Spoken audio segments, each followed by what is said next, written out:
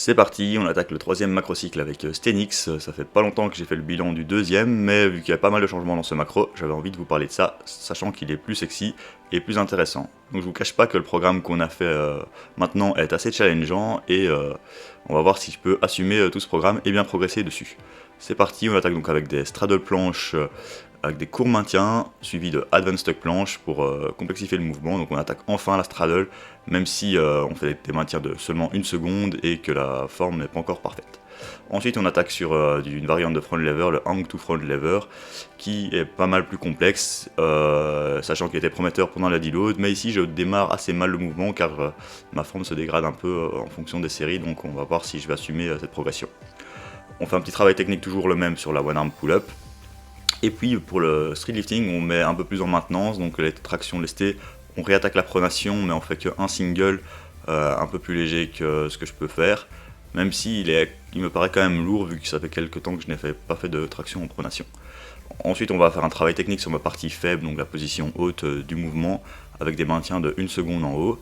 Et on va utiliser une méthode qui fonctionne assez bien pour moi personnellement, c'est de faire beaucoup de séries sur beaucoup de répétitions sur ma première série, et ensuite de faire moins de répétitions avec la même charge, ce qui me permet de garder pas mal de marge, donc pas mal de répétitions en réserve.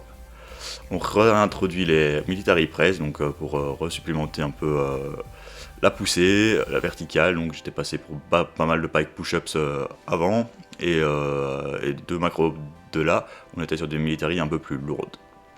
Donc là c'est assez léger, beaucoup de répétitions, j'aurais pu en faire plus, car la semaine d'après j'ai déjà mis 50 kg avec plus de reps, donc ici j'en avais fait 9 parce que j'avais vu la fourchette là, mais j'aurais pu en faire plus. Ensuite on fait du advanced tuck front lever pull, aux anneaux, là je balance un petit peu, mais j'ai un petit poids de 1 kg sur mes chevilles, et de nouveau je dois garder 2 répétitions en réserve, faire un peu de volume dessus. On va voir si ça supplémente assez bien ce front lever, avec la surcharge progressive qui pourra être mesurée. Ensuite du front delt raises dos au mur pour éviter de compenser, voilà de nouveau pour supplémenter un peu la planche. J'ai pas fait beaucoup cet exercice là par le passé, on va voir si ça paye. Et dans ce macro-ci, on va se focus sur avoir des gros biceps, sachant qu'ils sont un peu courts chez moi, donc on va voir si je réponds bien dessus. Donc vous allez voir qu'il y aura pas mal d'exercices de biceps. Le jour 2, on attaque avec une séance jambes, donc ça reste toujours plus ou moins le même split qu'avant, donc 5 jours semaine, avec la même plus ou moins sélection d'exercices. Donc on attaque toujours ce travail technique sur le low bar en tempo, donc ça fait déjà un méso ou deux que je suis sur cette variante, on est très progressif dessus. Sachant que la position s'améliore pas mal, même si j'ai toujours tendance à encore shifter vers l'intérieur et l'avant, surtout quand je mets pas de tempo en fait. Et le fait d'avoir mis aussi des plates en bas de mon cul, c'était pour standardiser les reps, parce que j'avais souvent tendance à descendre trop bas lors du tempo. Et sans tempo, c'est pour vraiment s'habituer à une variante libre, mais le problème c'est que sans tempo, mes genoux partent fort en avant, donc on essaye d'être attentif à ça. Ensuite un petit travail accessoire, donc enfin fini les leg extensions et les leg curls, donc un peu de sissy squat, c'est un peu plus cool, et j'avais pas mal pratiqué avant, donc je maîtrise déjà plus ou moins bien le mouvement.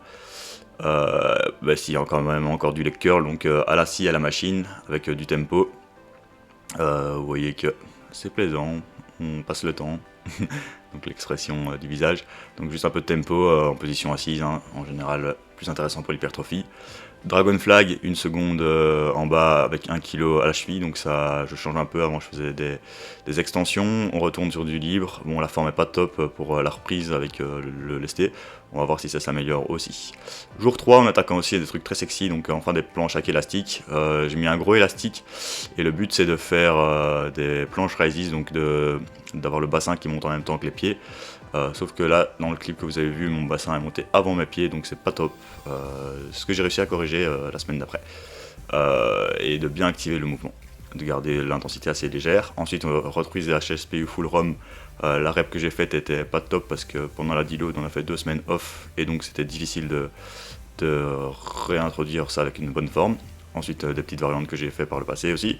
Et voici mon travail de maintenance en dips, donc une série, un single lourd à 85, qui est censé être facile, mais qui me paraît quand même un peu plus lourd, et 2 back-off. Et puis on attaque enfin du bench press pour laisser les dips un peu en stand-by et refaire un peu d'hypertrophie sur mes pecs. Une petite pause en bas pour s'assurer que je ne rate pas le mouvement. Ici j'ai fait 7, 6, 7 et 6 reps à 85 avec 2 reps en réserve normalement. Même si ma dernière série ici que vous voyez paraît quand même un peu plus lente. Donc il n'y a peut-être pas de reps en réserve. Toujours tendance à mettre un petit peu trop lourd. Le barbell curl à 37,5 qui est un peu lourd pour moi, donc là c'est la dernière série, vous voyez que c'est déjà difficile dès le début de la série. Donc il y a pas mal de trucs à corriger, mes coudes partent un peu vers l'extérieur, il faut essayer de les garder un peu plus vers l'intérieur et utiliser moins de balancement. Jour 5 c'est le même que le jour 1 pratiquement, donc la straddle qui est plus ou moins comme le jour 1, pas beaucoup d'amélioration non plus. Donc voilà, on va essayer de se concentrer sur bloquer un peu plus cette semaine. Donc la semaine d'après j'ai déjà réussi à bloquer 1 seconde en plus, là c'était un peu trop court. Le hang to front lever là qui était un petit peu mieux que le jour 1. Là on fait un back off en hang to half lay pour remettre du volume aussi quand même, pas faire que du front complet. Et là pull up de nouveau même jour, même chose, un single lourd. Et après on fait une petite variante assez sympa. Donc c'est du cluster en half from, donc ça veut dire que je fais une rep, je tiens la position en haut, et une demi-rep, pardon, donc c'est une rep partielle, juste pour travailler cette dernière partie. Le problème c'est qu'ici j'ai pris beaucoup trop de repos entre chaque cluster, et que je me resetupais un peu, donc on va essayer de travailler là-dessus, garder la dépression, donc là j'ai peut-être perdu un peu cette dépression, j'aurais pu exagérer cette dépression justement, et vraiment consolider cette partie haute. On va voir si tout ce travail paye ses fruits. Ensuite, le travail accessoire, donc des dumbbell press aux haltères. J'ai pas l'habitude de les faire à 2 mains, j'aime pas trop ça en fait, je trouve que c'est pas très confortable pour moi. Mais bon, on va essayer de donner un essai à cette variante. Enfin, de toute façon, j'ai pas le choix. Je respecte ce que mon coach me met dans la programme. Mais voilà, ça fait quand même le taf, on arrive quand même à avoir une bonne amplitude. Là, c'était assez léger. Je crois que je m'étais trompé d'haltère dans la salle, donc j'ai mis des haltères un petit peu plus légers que prévu. Et ensuite, de nouveau, pour travailler la partie haute, je fais une Australian pull-up. C'est assez intéressant, même pour le dorsal, de faire une rep partielle. Sur ce genre de variante, il y a pas mal de raisons à faire ça. Le problème, c'est que j'aurais dû faire une pause en haut, donc ce que je ne fais pas. Et du coup, je supprime les bons effets de la variante en demi-rep en fait. Mais je vais corriger ça la semaine d'après. Et encore un travail de volume en pike push-up full ROM. Là j'ai fait 9 répétitions je pense, donc ça fait du bien de retourner à cette variante après du lesté. Même si en lesté j'avais encore toujours beaucoup de marge de manœuvre, j'aurais pu encore monter. J'étais arrivé à 20 kg en série 2, je pense que j'aurais pu même aller un peu plus lourd. Mais voilà, on va faire un peu de variante là-dessus. Beaucoup d'accessoires, on va voir si ça paye. Ensuite, un petit travail de curl encore, 3e séance de la semaine en curl.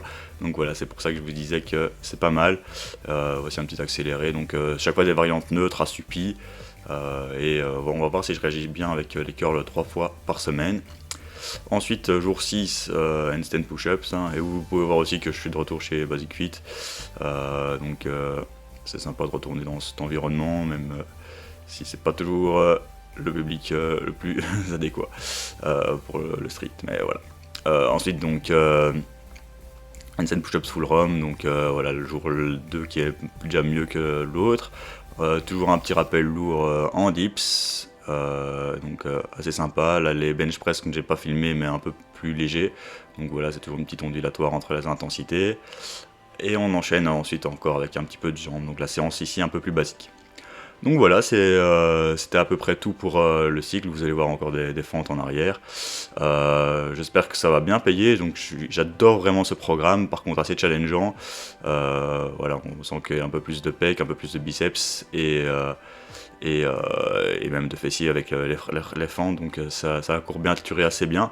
On va voir, hein, peut-être que ça va refaire un peu de viande, un peu plus d'intensité sur les skills.